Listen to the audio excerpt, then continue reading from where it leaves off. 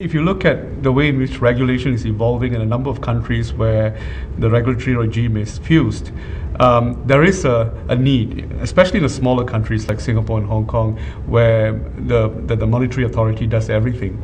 No, that's not true in Hong Kong. The monetary authority does banking supervision only, and there is a Securities and Futures Commission and an Insurance Commission separately. Singapore is completely opposite. Singapore, the monetary authority, does everything. Singapore is more like an FSA model. What do you see should be a trend in terms of streamlining regulation and making it more effective? Well, I think what's very important is that if you look around the world at the problems that are revealed in this crisis, I think, to be frank, although I would defend the UK architecture of regulation, I think it's fine. Actually, if you look around the world, you can see very little correlation between success and regulatory structure. And the US had massive problems with the most complicated regulatory structure imaginable. Right. The UK has had some problems, not as serious as the US, but serious problems, with a very simple regulatory structure. And what lesson do you draw from that? Well, I think what I draw from that is that the content of regulation is probably more important than the structure. Because the structure, you can... From the business side, a more complex regulatory environment gives them the opportunity to leverage. So in general, I still believe, in spite of what's happened in the crisis, I still believe that integrated regulation broadly makes sense. You've got to do it well, but broadly I think it makes sense. But the real problems in this crisis have been right at the heart of the international regulatory rules, not to do with structure. What's really gone wrong is that banks were holding too little capital. And Basel II is the regime, or Basel I and then Basel II, which was being implemented in the UK and implemented in the US, and it wasn't adequate. That's not to do with the structure, whether it was implemented by the FSA or in the US by a series of regulators. It was however you did it, it wasn't itself right. So the problems are both less severe and more severe than you suggest. They're less severe in the sense that I don't honestly think that regulatory structure is the answer, but they're more severe in that the core of the system was badly designed, and we were imposing capital rules on banks which turned out not to be adequate. So that's where the reform needs to be. But as a business owner, you would want to see capital, deployed more efficiently. In fact, a lot of the conversation from the regulatory regime seems to be asking for more capital, more supervision, more structure. Where's the role of the markets in allowing financial services to evolve as it should? Well, there will be a change, and financial innovation will be constrained, and leverage will be constrained. And the reason for that is because banks made bad mistakes which have cost taxpayers a very large amount of money. Certainly in the US, certainly in the UK, certainly in Switzerland, certainly in Germany, and that is going to have a price. And the banks took on too much leverage, and when the market turned down and the economy turned down, they lost a lot of money and had to be bailed out by taxpayers. Now, I don't think as a banker you can turn around to the taxpayers and say, oh, thanks very much, but we'll now go and carry on exactly as we were before. Because what it's been revealed is that banks actually do exist entirely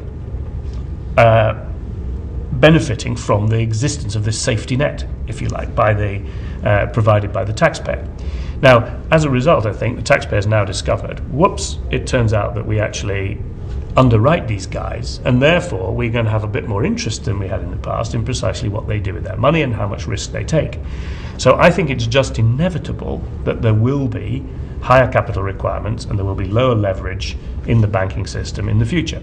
There will, I also think, be a price to pay for that, in the sense that probably there will be a less dynamic financial sector, and that may all that creativity might come from other parts of the sector, like the hedge funds or possibly, yes, that may be so, but certainly the regulated bits, which are benefit from the safety net and the lender of last resort, I think will just have to be less.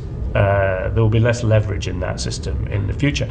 Now, some of us may regret that, but I don't think that you can see such a crisis and such huge losses and expect to go on as before and say, oh well, never mind, that was yesterday, let's go on, because the taxpayers are left with a huge bill. So this is inevitable.